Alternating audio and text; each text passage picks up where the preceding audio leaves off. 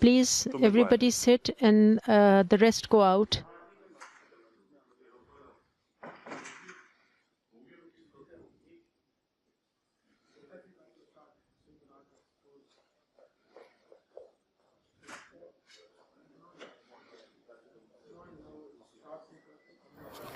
Well, clearly, Imran Khan is taking his time. This is, one imagines, a momentous occasion. He's getting himself some water.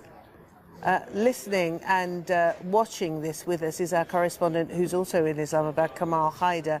And Kamal, what do we expect Imran Khan to actually say? Do we expect him to claim victory?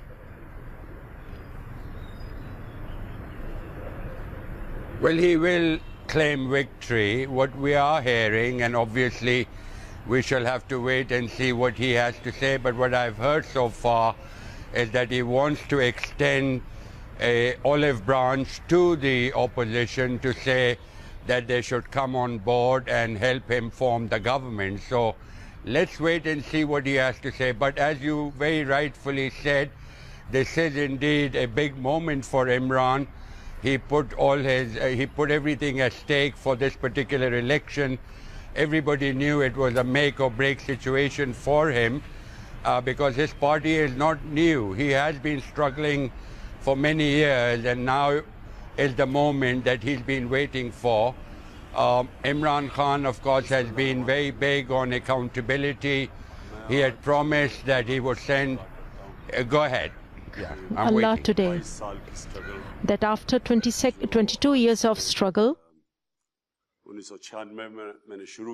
that started in 1986, and God has taken me to that step, and God has been very kind, that I had this dream in my mind, and God has given me this opportunity to fulfill this dream.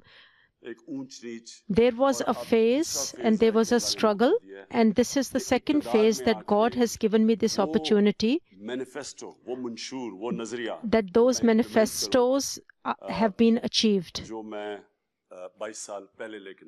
I had these manifestos 22 years ago. I want to tell you that why did I come in politics in 22 years ago? Because the politics could not give anything at that time. If I had opted not to do anything, I would have just, my life would have been really easy. I thought that I will come into politics because I thought that how our country was progressing. When I was growing up, I have seen it myself that Pakistan, this country went up and then it came, then it had a downfall. I had the government system that in front of me that collapsed due to corruption.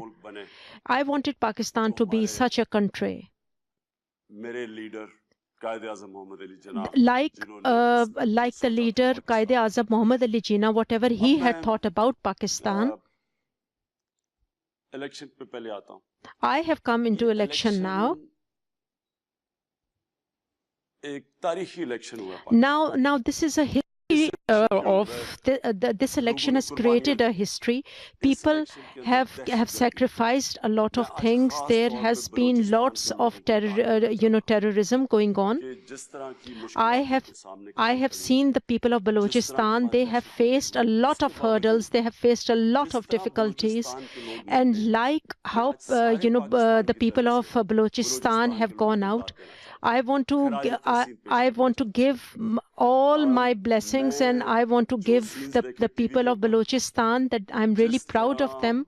I have seen the scenes in the television. I have seen the elderly people, the disabled people. They left their houses in this heat, and they went and they casted the votes. I want to salute all of them because they have actually made our democracy, very strong. And we have seen the progress and the country will escalate and will make lots and lots of progress, even though we've had lots of hurdles. And there have been many people who have been martyred by the suicide bombers. There was a suicide attack. Haroon Baloch was martyred, and so many other people were killed. And after all this election process has been completed. I want to give my appreciation to the security forces because there was a risk to their lives. I want to give appreciation to my members of my party. And I want to just appreciate my party members because there were 10 people who had suicide threats. After all these hurdles, we have just fought these elections, and we have been successful in the mandate. I just very briefly want to say this, that what kind of Pakistan do I want to say? Where now we have stood there, and what kind of Pakistan do we want?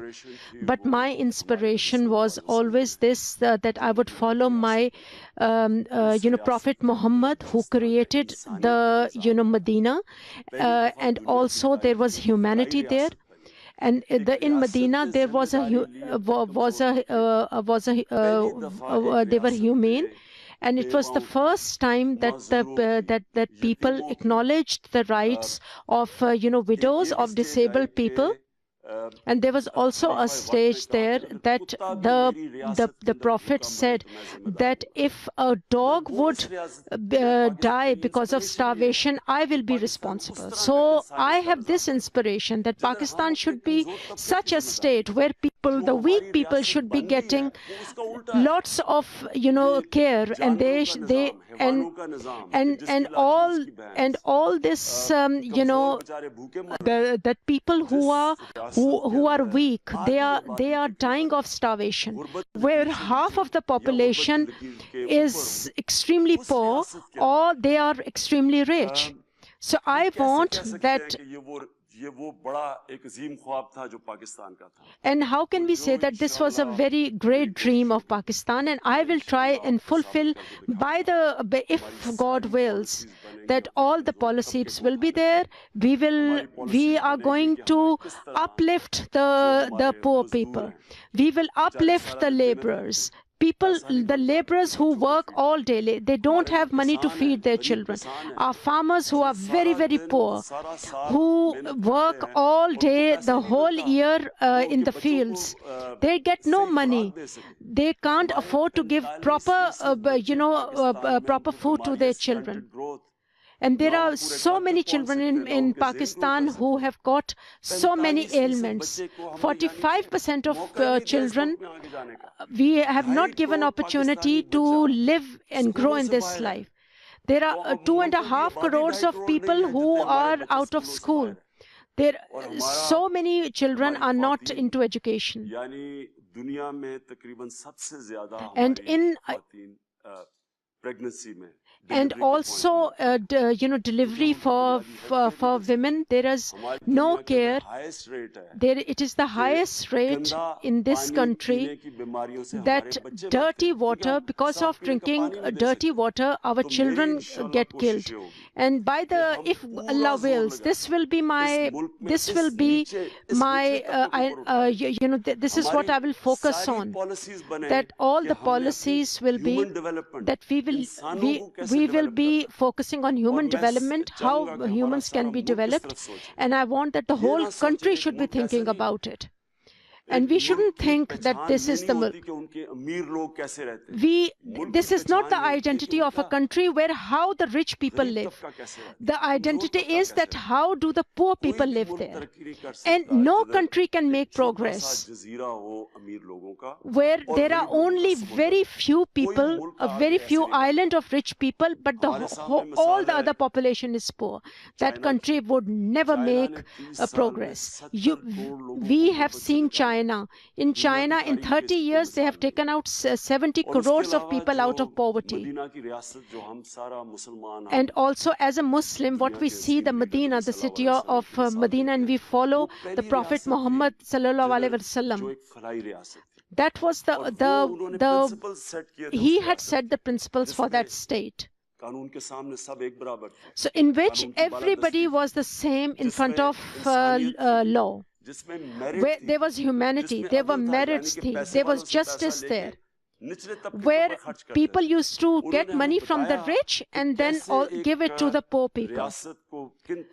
He taught us what were the principles of this estate, and that was the greatest civilization of the world. And with those principles, I will try my best to focus on those principles. I want on this occasion today to tell you that the whole of Pakistan should get united. I want to make it obvious that anyone who is the opposition, who have voted against us, none of the leaders have had these personal attacks that I have incurred. I have forgotten everything. I have left everything behind. I have moved on, and this is about my country. Our cause is much more than me, my identity. And by the grace of Allah, if Allah wills, I will prove it to you that nobody will be politically victimized. There will not be any corruption. If our party member does anything wrong, the law is going to get them. Anybody, person who's strong, who's not strong, who's poor, if he does anything wrong, action will be taken against. And I will prove this to you. I will prove to you that there will be so much institutions that will be strong, that there will be no more corruption. These organizations will keep check on the government. They will check Imran Khan, the ministers of Imran Khan. I will be the accountable. I will be accountable first of all. So what if in Pakistan the corruption is eating the country like the ailment cancer? It's one law people and there's another law for somebody else, and the accountancy is just for them. If God wills, we will set an example and we will show you that the law will be for everybody. It will be the same. If the West is more successful, the reason being that the law is the same for everybody. Their organizations is strong because it is the same for everybody. So this is going to be the guiding principle for Pakistan, that if Allah wills, we will establish organizations in this country which, if Allah wills, will take over all the systems, government system, and if there will be no assessment until the investment of this country will not improve if people are not fair. And Pakistan has got a challenge of economy. We had never had such a fiscal deficit. There was never a trade deficit in Pakistan. In Pakistan history, there was never so much borrowing, and the value of rupee was not so low with comparison to the dollars. The economy has gone really, really bad. And those organizations who are dysfunctional, and because of these dysfunctional organizations, the economy is going down. We have to improve the government system. We have to create an atmosphere of business. We have to do everything for the business. I think the biggest the biggest asset we have are the overseas Pakistanis. We'll give them the opportunity to set up their businesses here in Pakistan. They have never invested in Pakistan what they have, which they should have done, because the main reason being that corruption has damaged and destroyed all the organizations and all the departments of Pakistan. People go and invest in Dubai, they go in Malaysia, but they never want to invest in Pakistan. So the other thing is unemployment. The second youngest population we have, they need employment. Until we have investment, we cannot provide them opportunity for jobs. Wherever Pakistan is stood here,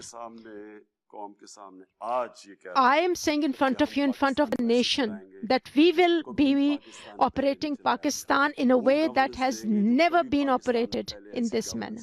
There has never been any government in Pakistan, and we will start that out from us. We will be accountable for everything, and we will be pledging simplicity. That I am telling you that all the leaders that have come, they want to invest money in themselves, in their properties. They invest so much money when they go abroad for visits. All the leaders that have been spending so much money, how can people pay tax? People, the people who give the most charity do not pay tax, because people see that people who can afford it, because the leaders who go abroad, they do money laundering, they spend money on themselves. But I can assure you that if Allah wills, and I promise you that the tax money of the public, I am responsible and I will protect it. We will all lower down our expenses. That the Prime Minister house, this big, this extravagant house,